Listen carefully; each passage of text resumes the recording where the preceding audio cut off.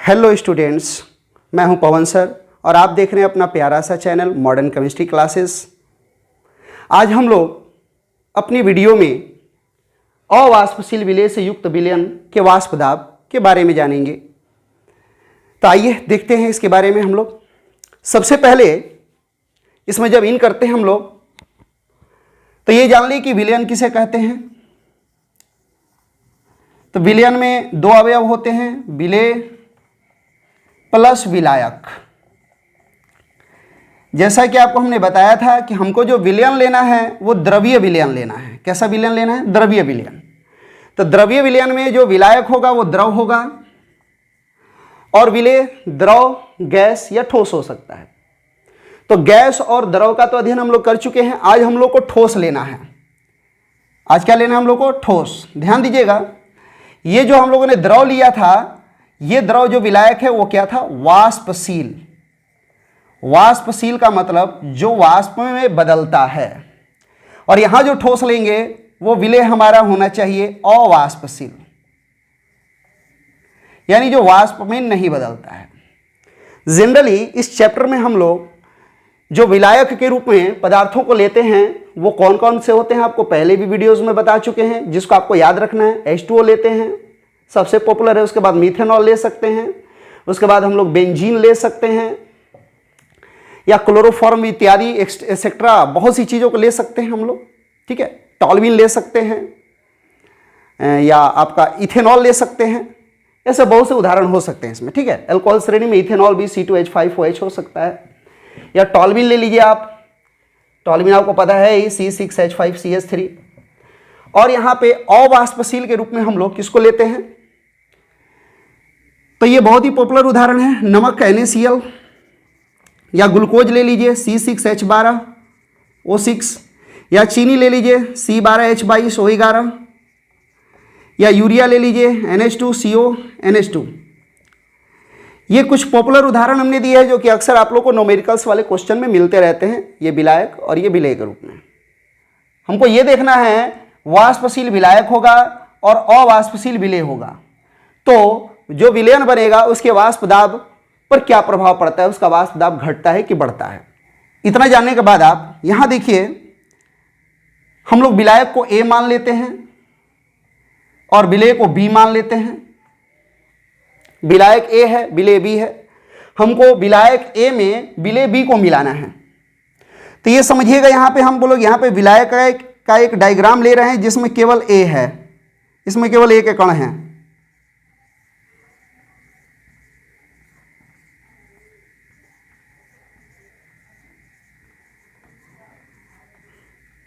ठीक है, और एक में हम ले रहे हैं B, जिसमें B के कण भरे हुए हैं।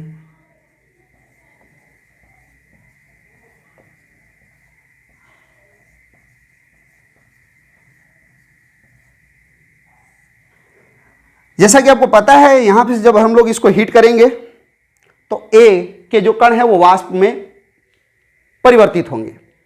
जब वाष्प में परिवर्तित होंगे तो यहां पर दाब डालेंगे और उसी दाब को हम क्या कहते हैं? वाष्प दाब। चूंकि आप ये जान चुके हो कि इस यहाँ पर विलायक A है जो कि वाष्पशील है, तो अगर यहां पे हीट दोगे तो सारे A के कण जो हैं वो वाष्प में बदलेंगे। ठीक है, लेकिन B क्या है? अवाष्पशील है। तो जब B को हीट करोगे तो ये वाष्प में बदलने वाले नहीं हैं। दोनों को मिला देते हैं तो एक विलयन बनता है। इस विलयन में जब जाते हैं हम लोग तो A में हम लोग B को मिला दिए, तो A के साथ साथ कुछ कण B के भी आ जाएंगे। ये कोई जरूरी नहीं है कि AB ही आएगा, A B ऐसा भी आएगा। मतलब कुछ कण कुछ जगहों पर आ जाएंगे B के कण। ठीक है, इसी तरह यहां पर भी आ जाएगा आपका। कहीं भी कोई कण रख सकते हो, कहीं B रख सकते हो, कहीं A रख सकते हो, क्योंकि A और B को मिलाने से बना है। यहां पे कोई फिक्स नहीं है कितना ही रेशियो रहेगा। समांगी है, समांगी मिश्रण बना रहे हो तो ये भी मान सकते हो कि बराबर बराबर डिस्टेंस पे कर सकते हैं, लेकिन मान सकते हैं।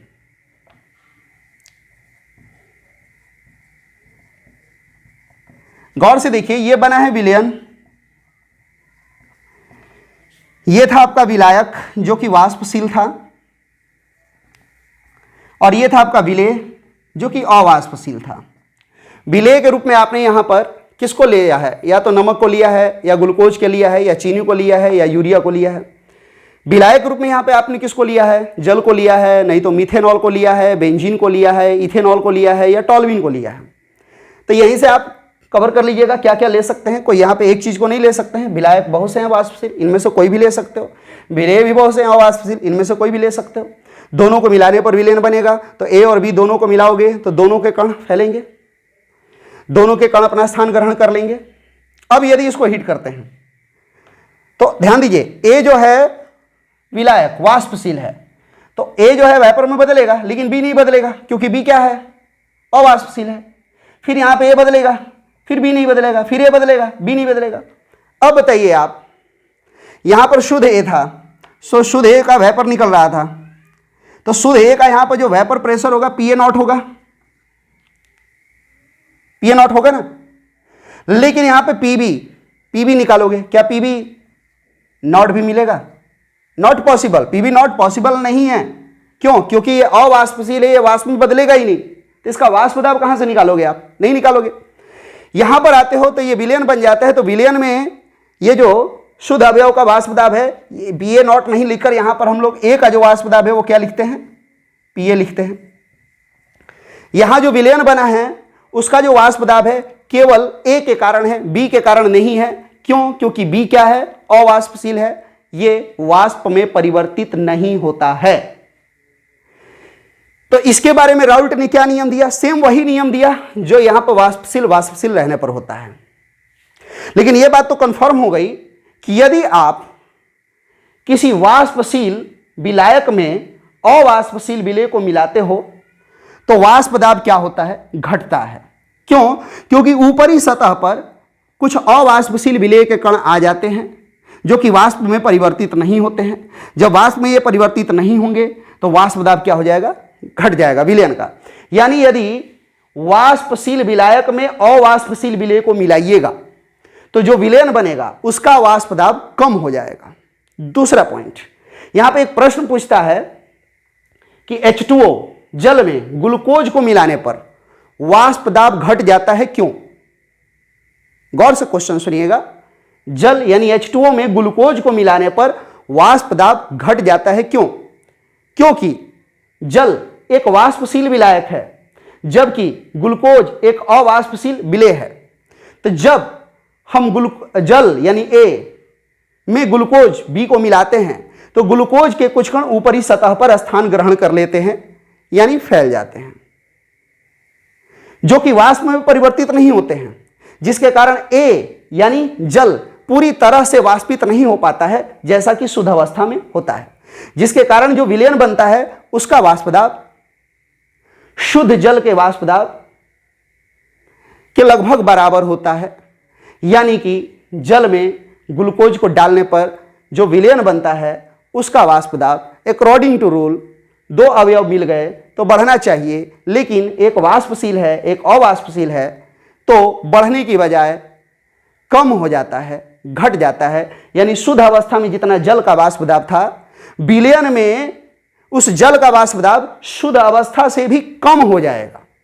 बात समझ आ गई? तो यहां पे आपको याद इतना रखना है कि यदि वाष्पशील विलायक में आप अवाष्पशील विलेय को मिलाइएगा तो विलयन का वाष्प दाब घट जाता है। ठीक है, यानी कि ध्यान दीजिए, यहां पे आपको लिखवा भी देते हैं। ठीक है, वाष्पशील विलायक में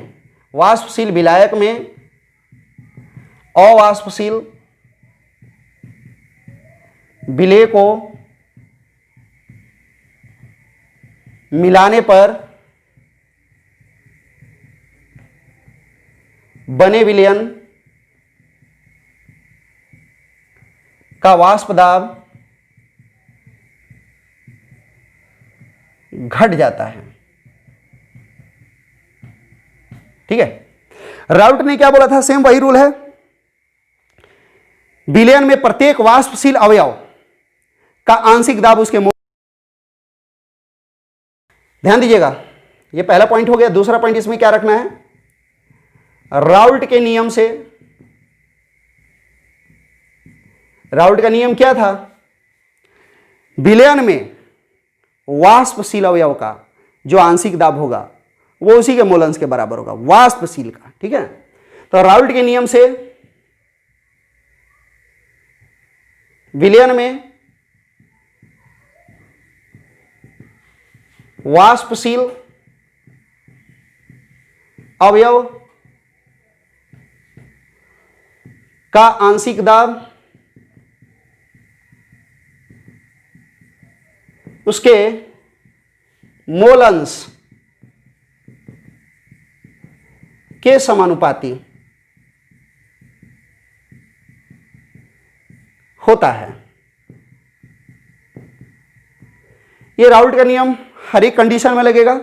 जब विलेय और विलायक दोनों वाष्पशील होंगे तभी लगेगा, जब अवाष्पशील होंगे विलेय तब भी। विलायक कभी भी अवाष्पशील नहीं लेना है जब राउल्ट के नियम में पढ़ना है तो। ठीक है, गौर कीजिएगा, इसका मतलब यहां जो विलयन बना है इसमें दो अवयव हैं ए और बी, लेकिन ए वाष्पशील है और बी क्या है, अवाष्पशील है। तो यहां जो विलयन बना है इसमें वाष्पशील अवयव का आंशिक दाब, तो वाष्पशील अवयव ए का आंशिक दाब कौन है, पीए। पीए प्रोपोर्शनल क्या हो जाएगा, समानुपाती उसी के मोल अंश। मोल अंश को किससे डिनोट करते हैं, एक्स यानी जीटा से, तो एक्स ए के समानुपाती हो जाएगा। यही था राउल्ट का नियम, याद आ गया आपको। पीए नॉट क्या है, तो शुद्ध अवयव ए का वाष्प दाब। यानी कहने का उद्देश्य ये था इतने देर के लेक्चर का कि आपके सिलेबस में द्रव्य विलयन में आज हम लोग विलायक वाष्पशील लिए हैं और विलेय अवाष्पशील लिए हैं। वाष्पशील और अवाष्पशील में कौन कौन से उदाहरण आपको मिलते हैं देखने के लिए आपके सिलेबस के अंदर उसका उदाहरण दिए हैं। इस वाष्पशील विलायक में यदि इन अवाष्पशील विलेयों को मिलाइएगा तो ये जो अवाष्पशील विलेय हैं इनके कण ऊपरी सतह पर कुछ स्थान ग्रहण कर लेंगे, जिससे जो विलयन बनेगा उसका वाष्प दाब हमेशा कम होगा यानी घटेगा। यानी जल में या मिथेनॉल में या बेंजीन में या इथेनॉल में या टॉल्यूइन में यदि आप नमक को मिलाते हो या ग्लूकोज को मिलाते हो, चीनी को मिलाते हो, यूरिया को मिलाते हो, तो जो विलयन बनेगा उसका वाष्प दाब कम होगा। क्लियर। अब यहां के बाद हम लोग जाते हैं राउल्ट के नियम के आधार पर विलयन को दो भाग में बांटा गया है, उसको समझ लीजिए।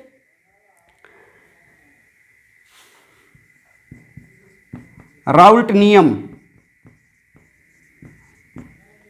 के आधार पर विलयन दो प्रकार के होते हैं। एक होता है आदर्श विलयन और एक होता है अनादर्श विलयन। ठीक है, मतलब ideal solution and non ideal solution. गौर करना है, इसको समझने के लिए यहां पर आइए विलेय और विलायक पर। आपको पता चला कि विलयन में दो अवयव हैं, विलेय और विलायक। तो ध्यान दीजिए, जैसे आपने H2O में किसी अवयव चीनी को मिला दिया, तो चीनी को मिलाओगे तो जो विलयन बन के तैयार होगा वो क्या होगा, शरबत। उस विलयन को आप क्या बोलते हो, शरबत। ठीक है, तो इस विलयन में जब जाओगे तो जल और चीनी दोनों मिल जाते हैं। यहां पर क्या है, H2O अब प्लस चीनी। यहां पे क्या कंडीशन उत्पन्न होती है वो देखिए, आदर्श विलयन में और अनादर्श विलयन में। आदर्श क्यों हुआ, अनादर्श क्यों हुआ वो देख लीजिए, तब और डिटेल में हम लोग चलते जाएंगे। ये H2O विलायक है, चीनी क्या है, विलेय है। गौर कीजिएगा, जल में आप विलेय को मिला दिए, यानी विलायक में विलेय को मिला दिए तो विलयन बन गया। विलयन में तो दो अवयव हैं, एक जल है और एक क्या है, चीनी है। गौर दीजिए कीजिएगा, यहीं पर ध्यान देना है, यहीं पर कि यहां पर विलयन में जल के साथ चीनी मिला हुआ है, यानी यहां जल और चीनी के बीच में बल कार्य कर रहा है। जल और चीनी के बीच में बल कार्य कर रहा है, तभी तो एक दूसरे में मिलेंगे। कोई ना कोई उसमें आकर्षण बल कार्य करता होगा, कोई ना कोई फोर्स लग रहा है जिसके कारण वो एक दूसरे के नजदीक आ रहे हैं। तो यहां पर जल और चीनी के बीच में बल कार्य कर रहा है, राइट। यहां पर जो बंधन बनेगा, बॉन्ड बनेगा, उसको H2O और चीनी के बीच में हम डिनोट कर रहे हैं। तो क्या यहां पर H2O अलग था तो यहां पे बॉन्ड नहीं बनता था, बनता था। यहां किसके बीच में, H2O और H2O के बीच में बनता था। और यहां किसके बीच में बनता था, चीनी और चीनी के बीच में आकर्षण बल लगता था, तभी तो चीनी और चीनी आपस में मिले हुए रहते हैं। जैसे ध्यान दीजिए, जल एक अणु है क्योंकि यौगिक है। यौगिक में जो सूक्ष्मतम कण होता है वो अणु होता है। जो जल है किसी पात्र में रखते हो तो जल के अनेक अणु आपस में मिले होते हैं, क्योंकि एक मोल जल का द्रव्यमान कितना होता है, 18 ग्राम। एक मोल का 18 ग्राम होता है, तो एक मोल में कितने कण होते हैं? 6.022 मल्टीपल 10⁻23। तो 18 ग्राम यदि जल लेते हो तो इसमें इतने अणु रहेंगे। इतने अणु एक दूसरे के साथ किसी ना किसी बंधन के द्वारा जुड़े होंगे। तो आपको पता है जल में कौन सा बंधन रहता है? हाइड्रोजन बंधन रहता है। तो एक जल का अणु दूसरे जल के अणु के साथ हाइड्रोजन बंधन के द्वारा जुड़ा है। ठीक है, यानी यहां पर जल और जल के बीच में आकर्षण बल कार्य कर रहा है, यहां चीनी और चीनी के बीच में आकर्षण बल कार्य कर रहा है। चीनी को यदि आप छोड़ देते हो, और यदि बाय द वे चीनी गलती है तो देखते हैं छोटे छोटे टुकड़े मिलकर एक बड़ा टुकड़ा बना लेते हैं। बड़े टुकड़े में चीनी के अनेक कण, अनेक अवयव आपस में मिले रहते हैं। तो किसी न किसी बल के द्वारा तो आपस में मिले हैं। अगर उनमें बल नहीं लगेगा तो बिखर जाएंगे। तो वो बल जो है उसी को हम बोल रहे हैं आकर्षण बल। यहां पर चीनी और चीनी के बीच में आकर्षण बल लग रहा है। यहां पर जब दोनों को मिला दिए हो तो जल में चीनी गया है, तो जल और चीनी के बीच में आकर्षण बल लगेगा। कहने का उद्देश्य यह है कि यहां पर H2O यानी विलायक विलायक के बीच में आकर्षण बल कार्य करेगा। ठीक है, और यहां चीनी चीनी मतलब विलेय विलेय के बीच में आकर्षण बल लगेगा, क्योंकि चीनी क्या है? विलेय है। यहां पर H2O और चीनी, तो यहां पर H2O चीनी लिख दिए हैं, तो विलायक और विलेय के बीच में आकर्षण बल लगेगा। यहीं पर गौर कर लीजिएगा, विलायक विलायक के बीच में आकर्षण बल लग रहा है। जब विलयन नहीं बना था तब विलेय और विलेय के बीच में आकर्षण बल लग रहा है, लेकिन जब विलयन बन जाता है तो विलेय और विलायक के बीच में आकर्षण बल लग रहा है। अब आपने विलायक को क्या माना है? आपको यहीं पर बताए थे, विलायक को आपने ए माना है, विलेय को बी माना है। तो यहां पर जो आकर्षण है वो ए और ए के बीच में है, यहां पर आकर्षण बी और बी के बीच में है, और यहां पर आकर्षण ए और बी के बीच में है। देख लीजिए, यहां पे आपने विलायक को क्या माना है? ए। विलेय को क्या माना है? बी। तो इतना बड़ा विलायक विलायक H2O लिखने से बढ़िया ए लिखे। ए का मतलब विलायक विलायक, बी का मतलब विलेय विलेय। तो ए मतलब ए और ए के बीच में आकर्षण बल लग रहा है, बी मतलब विलेय और विलेय के बीच में आकर्षण बल लग रहा है, यानी चीनी और चीनी। ये उदाहरण के तौर पे है, यही उदाहरण नहीं होगा, यहाँ पे आप इसको और NaCl को भी ले सकते हो, कोई भी उदाहरण बदल सकते हैं, लेकिन ये एक विलायक होगा एक विलेय होगा। तो विलायक अकेले होगा तो विलायक और विलायक के बीच में आकर्षण बल लगेगा, विलेय अकेले होगा तो विलेय और विलेय के बीच में आकर्षण बल लगेगा। जब दोनों को मिलाओगे तो विलयन बनेगा, विलयन में जो आकर्षण बल लगेगा वो विलायक और विलेय के बीच में लगेगा। अब यहीं पर ध्यान देने वाली बात है, यदि विलायक विलायक और विलेय विलेय का आकर्षण बल विलायक और विलेय के आकर्षण बल के बराबर है, ध्यान दीजिएगा यहीं पर, विलायक और विलायक का आकर्षण बल विलेय और विलेय का आकर्षण बल विलायक विलेय के आकर्षण बल के बराबर है, मतलब ये तीनों आकर्षण बल क्या हैं? बराबर हैं, तो वो विलयन होगा, आदर्श विलयन। लेकिन यदि विलेय विलेय और विलायक विलायक के बीच में जो आकर्षण बल है, विलायक विलायक और विलेय विलेय के बीच में जो आकर्षण बल है, वो यदि विलायक और विलेय के आकर्षण बल से या तो कम है और नहीं तो अधिक है, बराबर नहीं है। बराबर नहीं का मतलब ये हो गया या तो कम होगा और नहीं तो अधिक होगा। तो जब बराबर नहीं होकर आकर्षण बल अधिक या कम हो जाएगा तो अनादर्श विलयन बनेगा। गौर करना है, जब विलायक विलायक विलेय विलेय का आकर्षण बल बराबर होगा विलायक और विलेय के आकर्षण बल के, तो आयतन परिवर्तन शून्य होगा, क्योंकि विलेय और विलायक का आयतन उतना ही होगा जितना विलयन का होगा। एंथैल्पी परिवर्तन, ऊष्मा परिवर्तन भी शून्य होगा। ये योग नियम का पालन करेंगे। कब आदर्श विलयन होगा? तब। अनादर्श विलयन में सब अपोजिट हो जाएगा, यानी विलायक विलायक और विलेय विलेय का जो आकर्षण बल है वो यदि विलायक विलेय के आकर्षण बल से कम होगा या अधिक होगा तो उस स्थिति में अनादर्श विलयन बनेगा। ध्यान दीजिए, कम होगा या अधिक होगा, यानी अनादर्श विलयन में दो कंडीशन हो जाती हैं। एक कंडीशन हो जाता है धन और एक हो जाता है ऋण। इसको और थोड़ा क्लियर करते हैं, धन क्यों हुआ ऋण क्यों हुआ। तो विलायक और विलेय के बीच में यदि आकर्षण बल कम होगा, विलायक और विलेय के बीच में यदि आकर्षण बल कम होगा, किससे? विलायक विलायक और विलेय विलेय के बीच के आकर्षण बल से, तो आयतन में वृद्धि होगी। आयतन में जब वृद्धि होगी, क्योंकि आकर्षण बल कम होगा तो आयतन बढ़ेगा, क्योंकि आसानी से ये फैलेंगे, तो धन विचलन होगा। इस स्थिति में अनादर्श विलयन में कौन सा कंडीशन बनेगा? धन। लेकिन यदि विलायक और विलेय के बीच में आकर्षण बल अधिक होगा, किससे? विलायक विलायक और विलेय विलेय से, तो जब आकर्षण बल ए और बी के बीच में अधिक हो जाएगा, तो आकर्षण बल अधिक होगा तो एक दूसरे को नजदीक खींचेंगे, नजदीक खींचेंगे तो आयतन क्या हो जाएगा, घट जाएगा। यहां पर देखिए विलयन में आकर्षण अधिक होगा तो नजदीक खींचेंगे, नजदीक खींचेंगे तो आयतन घट जाएगा। आयतन जब घट जाएगा तो उस स्थिति में कौन सा विचलन होगा, ऋण विचलन। ठीक है, तो ये कंडीशंस थी, आपको याद रखनी है क्योंकि अगले वीडियोस में ये आपको काम आने वाली हैं। और ध्यान रखिएगा कुछ वीडियोस हम लोग के जो हैं बहुत विलंब से आए, क्योंकि हम लोग अभी ऑनलाइन क्लासेस में व्यस्त हैं और टाइम थोड़ा कम मिल रहा है दिन भर की व्यस्तता के बाद। तो आपको ध्यान रखना है कि 1 अगस्त से फिर नए बैचेस चालू हो रहे हैं, फर्स्ट ईयर के भी और सेकेंड ईयर के भी। तो जिनको ज्वाइन करना है वो अपना एडमिशन करा के ज्वाइन कर लें और लाइव क्लासेस के द्वारा जुड़े रहें। और ये यूट्यूब पर हम लोग पार्ट टाइम में जब भी मौका मिलेगा तब आते रहेंगे, आपके कुछ समस्याओं का सॉल्यूशन करते रहेंगे। आपको सावन महीने की हार्दिक शुभकामनाएं, ढेर सारी बधाइयाँ, और उम्मीद करते हैं कि हमारे इष्ट देव भोले शंकर आप लोगों को स्वस्थ रखेंगे, सद्बुद्धि प्रदान करेंगे और आपका भविष्य उज्जवल करेंगे। धन्यवाद।